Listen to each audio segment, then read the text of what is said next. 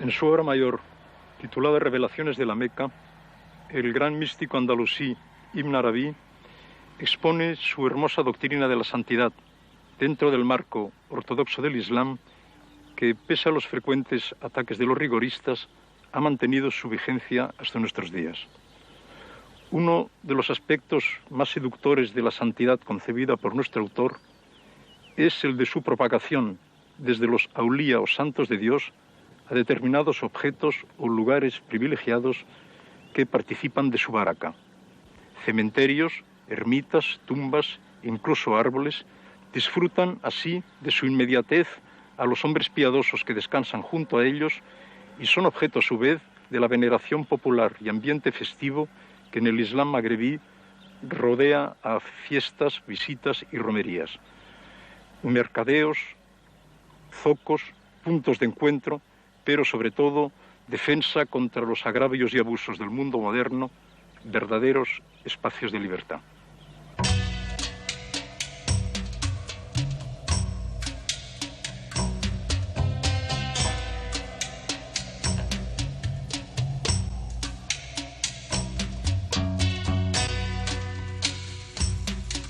El paisaje marroquí está moteado de ermitas con cúpulas blancas, cuya sobriedad y sencillez invisten el espacio que las rodea de una sutil y apacible serenidad.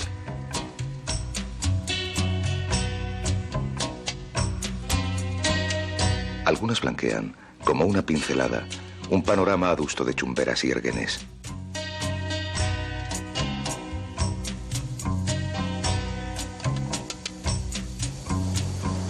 Otras coronan una colina abanicada por las pencas de una palmera silvestre o se yerguen señeras en medio de farallones y rocas asediadas por el embate de las olas e impregnadas de salina luminosidad.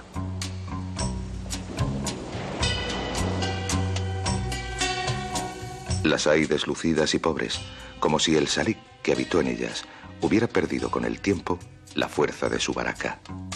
Sus muros se baten en ruina y ningún alma piadosa parece cuidarse de ello.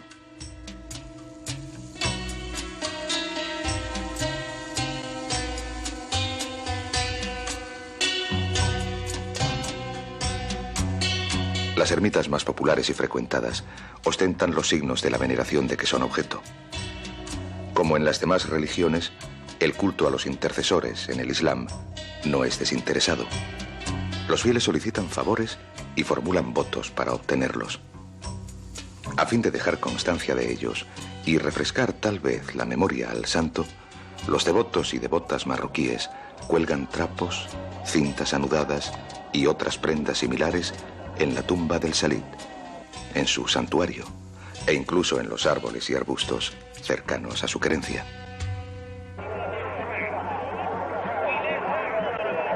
Las romerías a la tumba o santuario de un santo son una de las costumbres más arraigadas y populares en el país.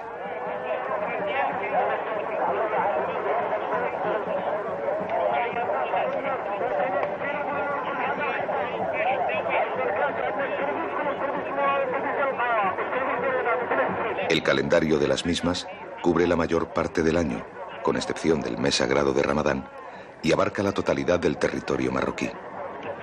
Religiosidad, fiesta y comercio se mezclan en el Musem de modo inextricable. La gama de romerías es variadísima y depende de su emplazamiento, notoriedad y tradición.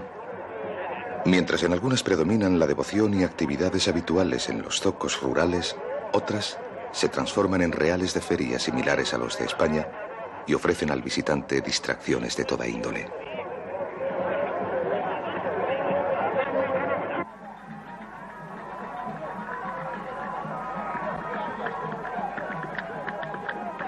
En las romerías más populares, como la de Sidi Embarek Ben Ali Muller Ghana, el de Lerguén, el ámbito de la feria brinda al forastero un espectáculo vivo y abigarrado.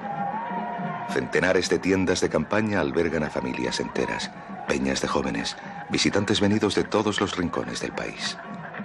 La rala vegetación de los erguenes, el árbol espinoso del que se extrae aceite, omnipresente en la región de Tarudant, ampara difícilmente de los rigores del sol.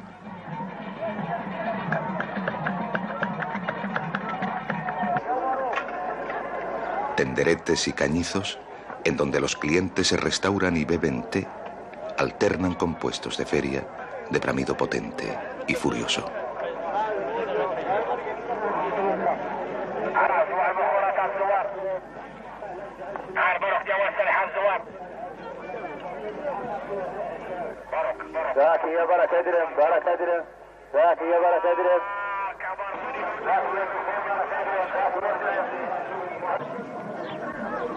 La ermita se compone de un zaguán en el que se apilan las ofrendas de los devotos, infinidad de velas y cirios que arderán a lo largo del año en honor de Sidi Embarek Ben Ali, y la tumba propiamente dicha. A su puerta, los fieles se abren paso entre los pobres, distribuyendo sus limosnas, mientras algunos hombres musitan plegarias y votos.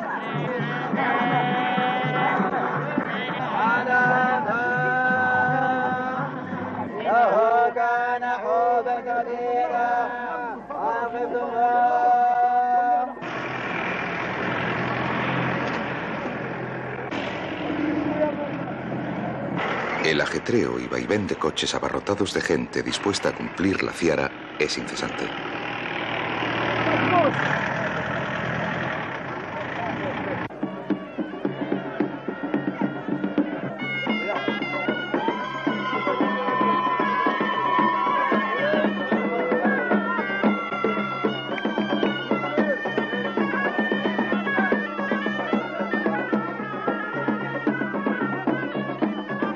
Antes de proceder al sacrificio ritual de los animales, la comitiva de autoridades civiles y religiosas y el gentío dan 3 vueltas consecutivas a la Kuba.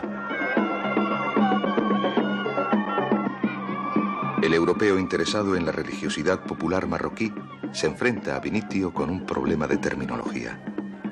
Mientras las palabras Salit y Wali, sinónimos de santo empleados indistintamente, circunscriben a este el nódulo de su significado, el término Mravit, del que deriva nuestro moravito, no se limita solo al santo ligado a la ermita.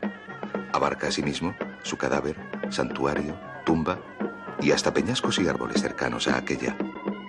En Marruecos hay numerosos parajes que disfrutan de la emanación misteriosa de la fuerza del santo. Manantiales, cascadas, rocas, cementerios. Como señala Tuceda Fontela en su obra sobre los Edawa, los miembros de la cofradía de Sidi Herid consideran benditos los peces del río contiguo a su zahuía y les procuran piadosamente alimento.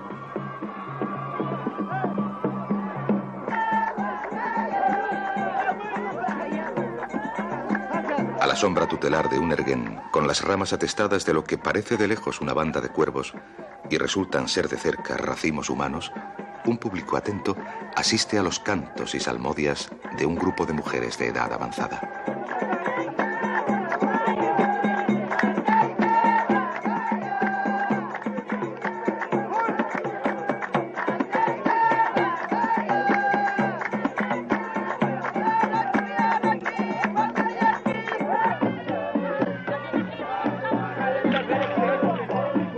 Varias halcas o anillos de curiosos arropan a los miembros de las cofradías allí presentes cuando inician sus danzas. El culto de los santos se desenvolvió en el Islam de forma bastante similar a la acaecida en el orbe cristiano. La abolición del politeísmo y la distancia infinita abierta entre la criatura y su creador facilitaron la aparición de intercesores carismáticos, beneficiarios de poderes celestiales en la comunidad de los fieles.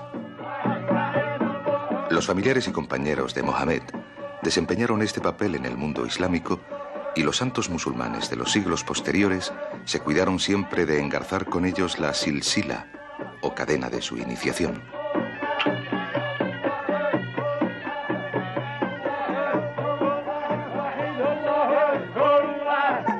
La veneración a estos intercesores se remonta cuando menos a la segunda dinastía de califas.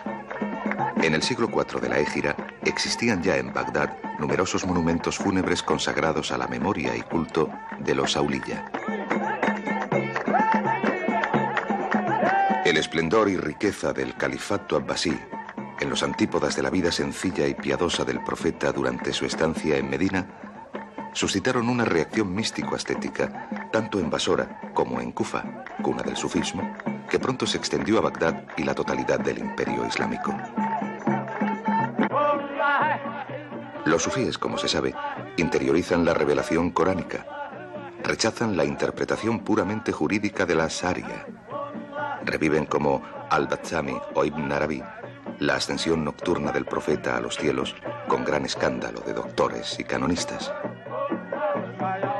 La propagación de sus doctrinas a partir del siglo IX de la era cristiana, con el ejemplo y palabra de Nuri, Chibli y Hussein ibn Mansur al-Halaks, originó nuevas y variadas corrientes místicas, aglutinadas más tarde en cofradías, como la de los Malamatís y Bektachís otomanos en el siglo XIV.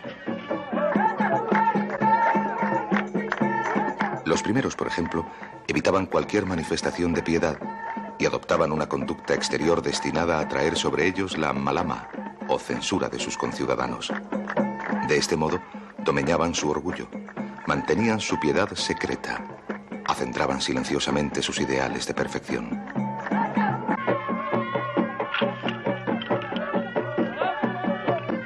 Cuando Ibn Arabi elabora su doctrina de la santidad, sitúa muy significativamente a los malamatís en la categoría superior de los siervos de Alá.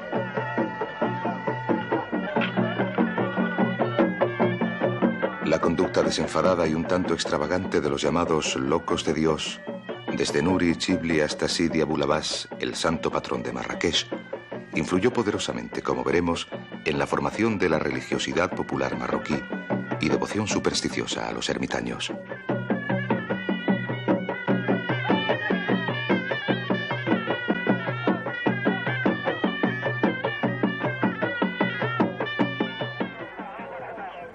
La perspectiva del Musem de Tarudant al ponerse el sol, con las montañas desdibujadas al fondo, deslumbra al forastero con su incentiva y turbadora suntuosidad.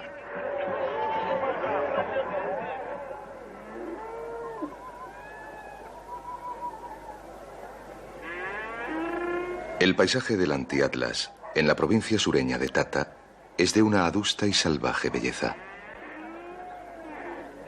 Las lluvias invernales han verdeado no obstante la aspereza del monte, matizando sus colores con la astucia y sagacidad de un pintor.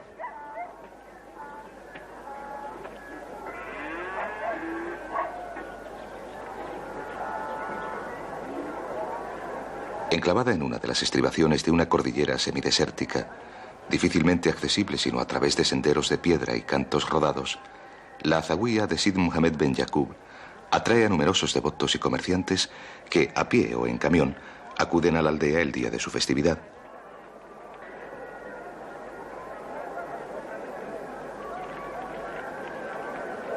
El santo, nacido en el siglo X de la Égira, consagró su larga vida al estudio, obras caritativas y construcción de medersas antes de fundar la zawiya en la que se halla enterrado.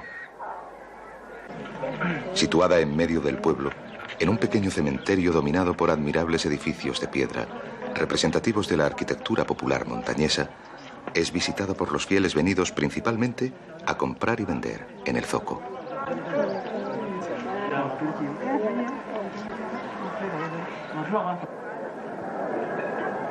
El regateo, adquisición, trato de ganado ocupa la mayor parte de la jornada de los romeros.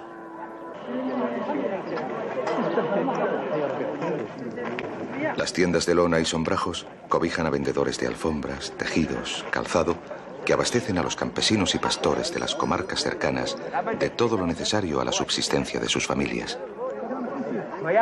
Las mujeres brillan por su ausencia y la atmósfera del Musem es primitiva y ruda.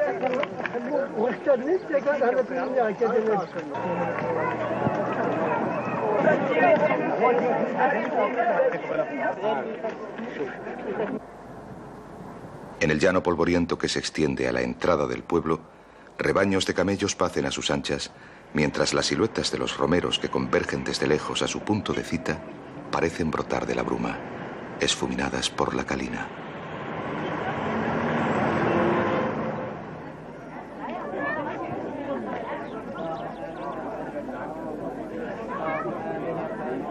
El culto de los santos, defendido por Ibn Arabi, fue objeto de críticas rigurosas. El célebre polemista Hanbali ibn Taymiyya, autor del panfleto titulado Diferencia entre los santos de Dios y santos de Satán, arremete, en efecto, contra la doctrina de la intercesión, las conmemoraciones del Milud o nacimiento del profeta, las visitas a las tumbas de ascetas y místicos. La influencia de Ibn Taymiyya, particularmente en la península arábiga, provocó el desarrollo del movimiento wahabí y la consiguiente destrucción en la actual Arabia Saudí de todas las tumbas, santuarios y ermitas venerados desde hacía siglos por los musulmanes. Una reacción similar, la salafía, intentó extirpar 100 años más tarde el culto de los santos marroquíes y los abusos del marabutismo. La guerra santa emprendida por los salafíes contra las romerías, cofradías plebeyas y ceremonias de trance chocó de frente con las manifestaciones religiosas populares y rurales profundamente arraigadas en el país. Su ideal de un islam depurado y adusto no se adaptaba a la religiosidad espontánea, pragmática de la mayoría de sus conciudadanos. Condenado a la vez en nombre de la ortodoxia islámica y valores del progreso, el culto de los santos no solo se mantuvo, sino que ha adquirido en los últimos tiempos la índole de un valor refugio para millones de creyentes, víctimas a la vez del subdesarrollo y de las iniquidades y atropellos de una cruel e incontrolada modernidad. El Musem de la Regraga, en la región costera de Chiadma, al norte de Essaouira, se celebra desde hace siglos al comienzo de la primavera, obedeciendo a las normas de un rito inmutable. Iniciado por los Sebatu Rijal, los 7 hombres, que introdujeron el Islam en Marruecos, a fin de avivar la fe popular en la nueva palabra traída del desierto, se transformó después de la muerte de aquellos en un peregrinaje anual de circunvalación a sus tumbas. La romería parte de Akermud y se prolonga 44 días, durante los cuales centenares y a veces millares de personas van de ermita en ermita, de zahuía en zahuía, ya a pie, ya con sus vehículos, carromatos y tiendas de campaña, durmiendo si es preciso al sereno.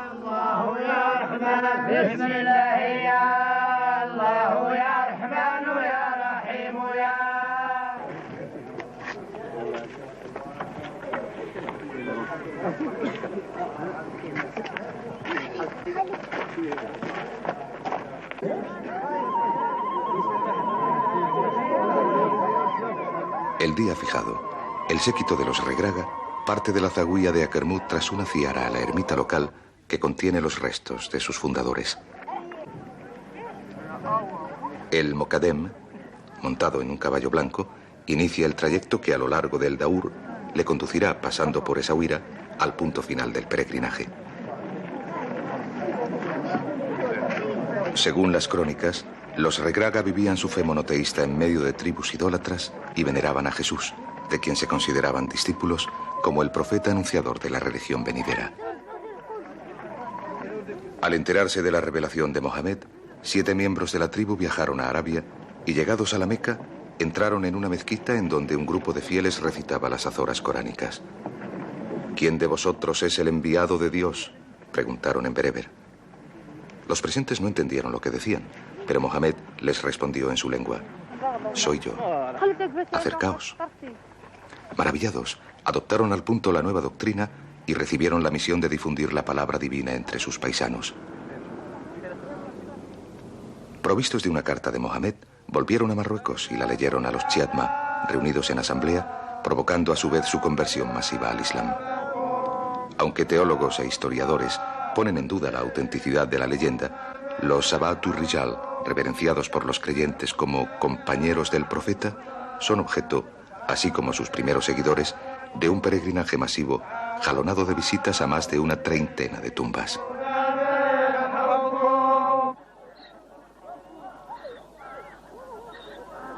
La primera etapa, en honor de Sidi Ali Ben Bouali, convoca ya a varios centenares de romeros que, acampados desde la víspera en una graciosa hondonada, aguardan ansiosamente la llegada de la comitiva.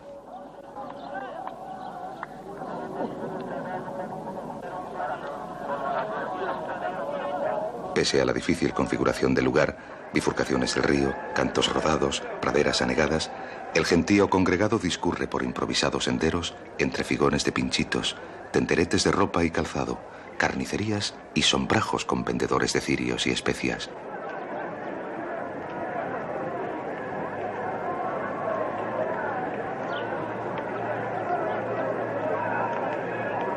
Chalanes con turbantes y albornoces ajustan sus tratos en el ámbito especialmente asignado para sus bestias y cabalgaduras.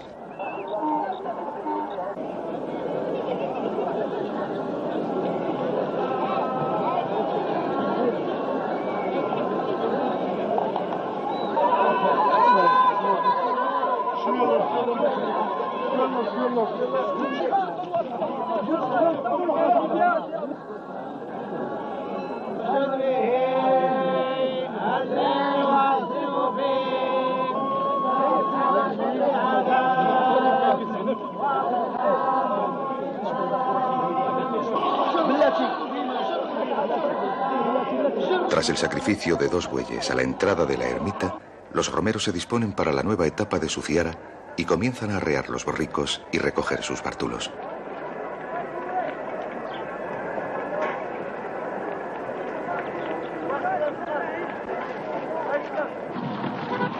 A pie, en camiones, en carros entoldados, confluirán a lo largo del día en el pueblo en donde yacen los restos de Sid Mohammed ben Abdel Salil, ocupado ya por millares de visitantes.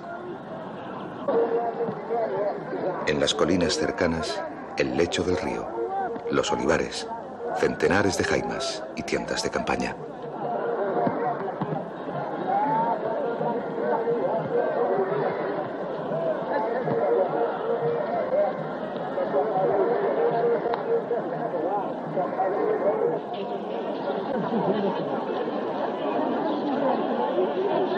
Los devotos acuden a la zaguía a implorar la gracia del santo. Entregan sus limosnas a los cofrades y obtienen a cambio las preces intercesoras destinadas a atraer la baraka.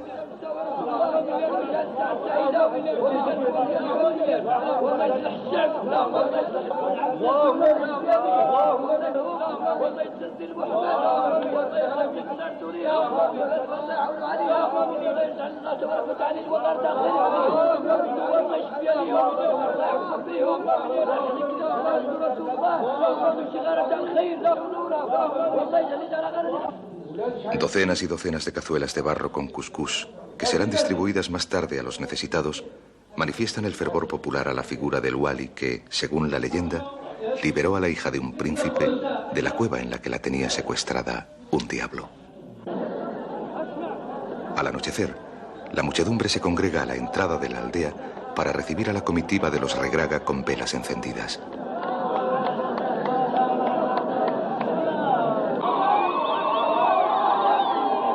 En la ladera del monte, azoteas de las casas, las calles por las que desfila el séquito del Mokadem con su montura, millares de llamitas endebles, agitadas y como acendradas por la brisa, convierten el paisaje en un panorama irreal y fantástico de impregnadora plasticidad y hermosura.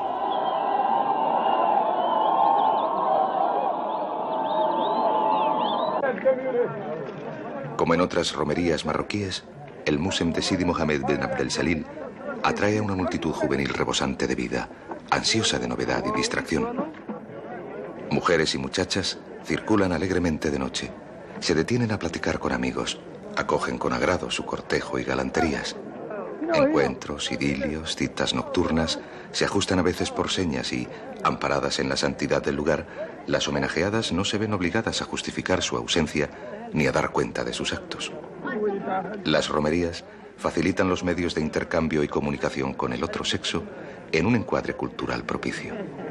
Permiten escapar a las mujeres de su reclusión sin infringir por ello las normas del recato.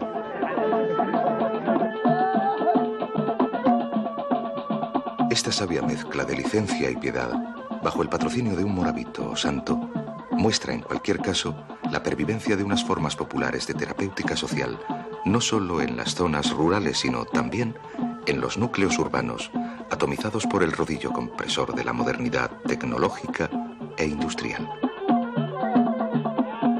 La llegada continua a Mullah Ibrahim Sidi Abdelad y a las diferentes etapas del circuito de los Regraga de automóviles con matrícula de Casablanca y Rabat, y sobre todo de trabajadores marroquíes emigrados en Francia, Bélgica y Holanda, prueba a las claras la emergencia de una contramodernidad indispensable a la devastación interior que sufren.